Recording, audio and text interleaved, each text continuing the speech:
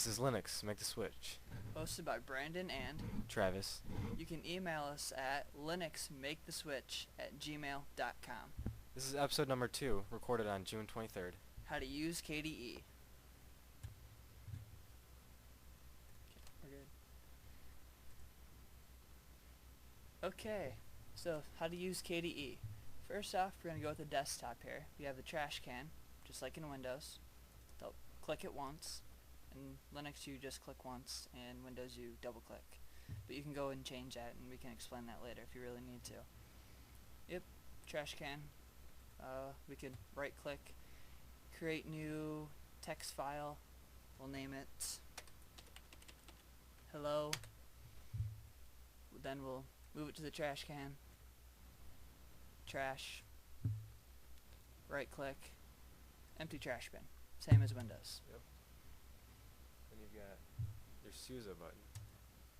All that is, let's wait for it to load up, is just this again, what we had in the very beginning. You can register or not, doesn't matter. Next we have Firefox. Which, a lot of you even know what Firefox is. Yes, it's built for, you can use that on Windows. We do, when we do use Windows. Firefox is a web browser just like Internet Explorer, but yeah, there's more security in Firefox. And it's updated more often.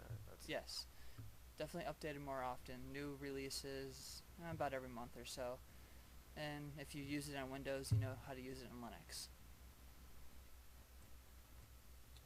Next we're going to have Office, which is actually OpenOffice, not MS Office. Yep, it does everything that Microsoft Office does. It'll open up Word documents, it'll open up Excel sheets, it'll save Excel sheets, it'll save Word documents. This thing has everything. It is Microsoft Office, but it's free. Yeah. And as you can tell, this is actually the latest version, I believe. Yep, as far as I know is. But it's also a Novell edition.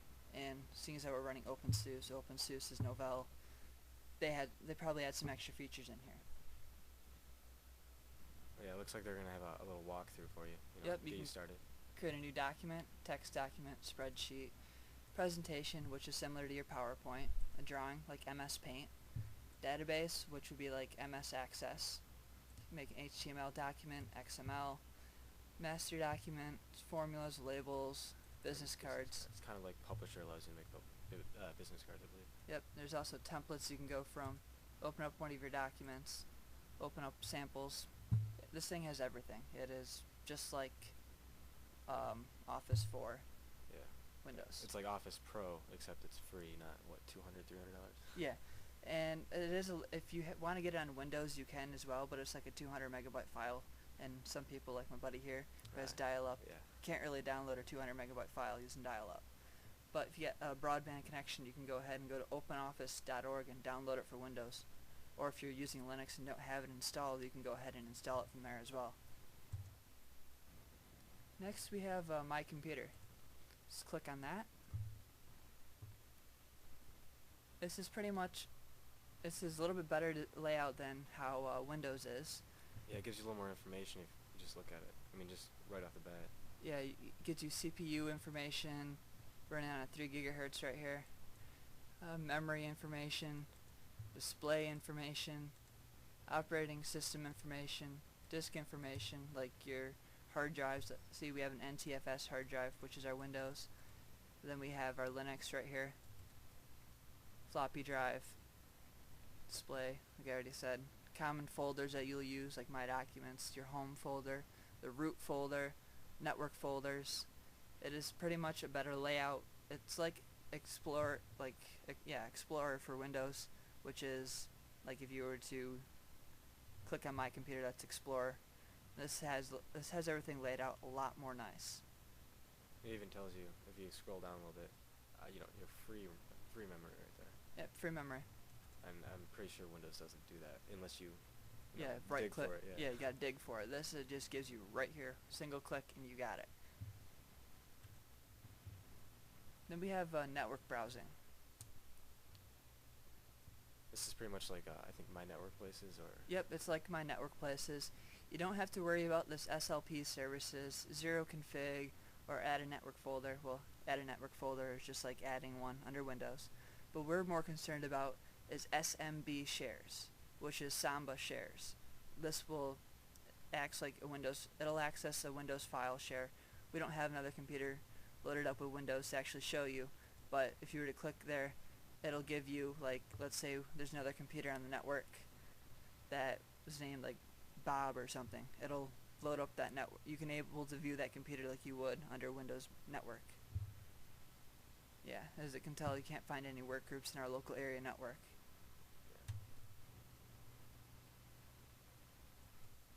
And next we have our printer, which is pretty much, your printer. Yeah, your printer. It's the same thing under Windows. It shows. Yep, print jobs. It's the same, pretty much the same little interface that you have under Windows for the printer, but in this case it's just a click away again. Yeah.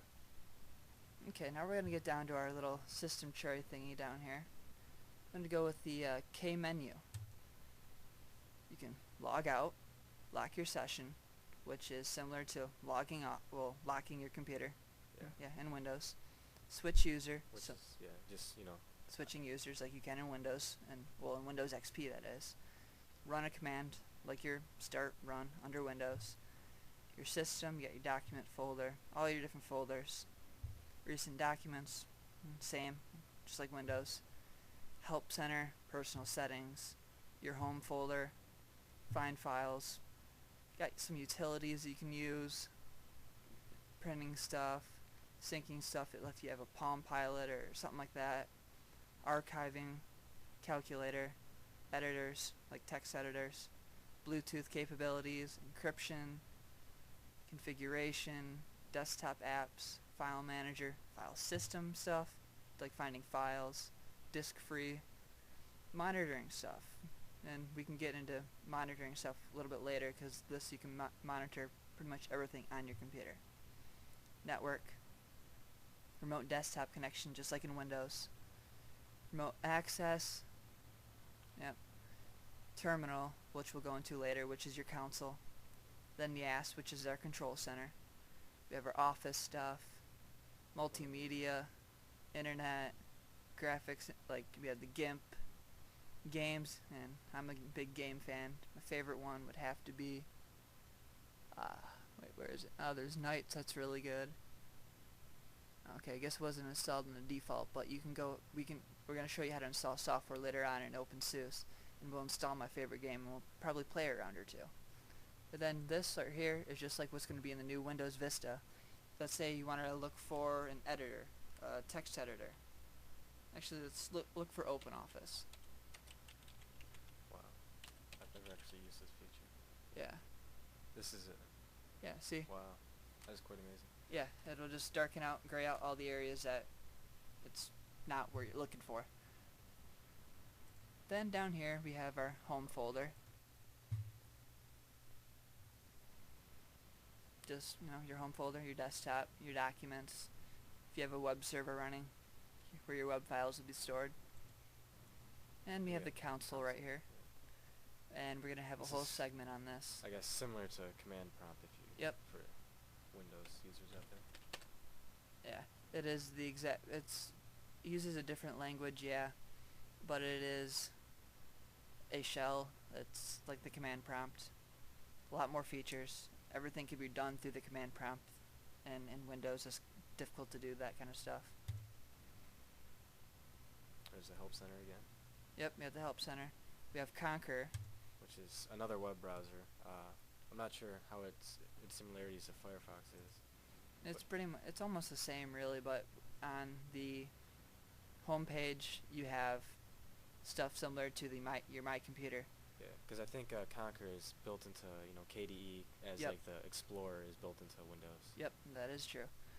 Then we have Contact, a personal information manager. It's similar to your contacts list, and what Microsoft product uses that. I don't know. Yeah, yeah, I don't think there is one. I'm sure there is somewhere, but yeah, if you'd probably have to pay for it. Yeah, that's why we don't know. Then we have desktops, virtual desktops. This is a feature that Windows should have implemented a long time ago, but they still haven't. Let's say we have let's open up Firefox, and we're on desktop 1 right now.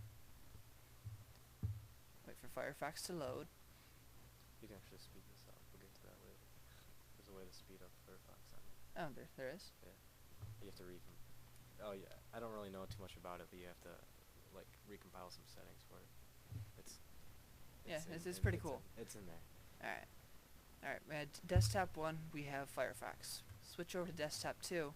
See, there's nothing on our desktop. We didn't lower the window or anything. We can open up. Let's see, should we open up this? Why not? Oh, wait, nope, closes. Let's close that. Let's open up my computer. Let's say you're downloading something with Firefox, then you're looking for something on your computer. Instead of Alt-Tab in between the two, you can leave this window up and just switch over to this desktop, and you have everything all loaded up for you. Then you can also increase it. You can configure desktops, and I believe you can have up to 16 virtual desktops. Nope, 20 virtual desktops. Wow, Then you actually, can 20. That's a slider. Yeah, slider, number of desktops, or you can name your desktops. Let's say if you just want to have one specific desktop just for Firefox, have a desktop named Firefox. Not bad. And then we have our volume, similar to Windows. Pretty much exactly the same as Windows. We have our clipper, which is our clipboard. Like you can copy stuff. It's pretty much the same thing as a Windows clipboard. You can just copy multiple things. Then we have this plugged in thing. Which is, I think it's, they have it for, this is for laptops too, and you can just, Yep. it shows you it's your power settings pretty much. Yeah. And seeing as how we're on a desktop, of course we're going to be fully charged, but if you were on a laptop, let's say, it'll tell us our remaining battery life, just like in Windows.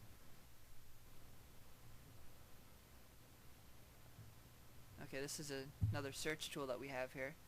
Oh, and it shows that you can access it just by pressing F12 on your keyboard. Yep. Right next to it.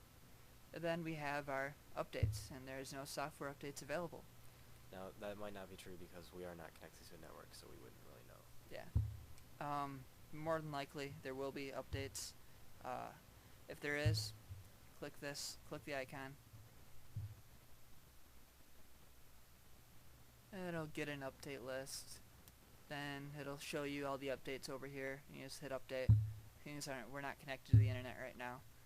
It's not going to show us. And then we have the time, just like in Windows. I believe you can change it to military time though. Yes, you can. Yeah. I do that because it pisses people off. Yep. Yeah, nice little calendar too, and it just popped up. You can do digital, make it look like that. You can analog, if you're really cool. Fuzzy. Not quite sure. Try that 10 one. past 9. Nice. I like that one. You can see that Linux has a sense of humor. Yes. And we just like to keep it plain. Show time zone. You can adjust it. Time and date format. Okay, come on.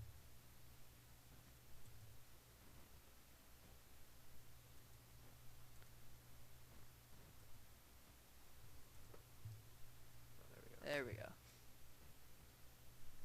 Numbers, money. Oh, your currency. That is. Yeah. Interesting. Calendar system, if you want to know Hebrew, Jalaha or whatever. Or I can't even pronounce that Yeah, word. Don't even try. Yeah. Wow. Yep. Paper format, measuring system. This thing has everything. And that is it for. That's definitely a lot better oh. than your local settings for Windows. That's what I'm going with. Yes, it is. And I believe that is it for the second episode of Linux Make the Switch, how to use KDE. You want to email us? Email us at linuxmaketheswitch@gmail.com. And check out our website, linuxmaketheswitch.com. Yeah, and we have comments up now, so you can now comment on our episodes. Yes, which is a new feature I just added. And that is it. Till next time.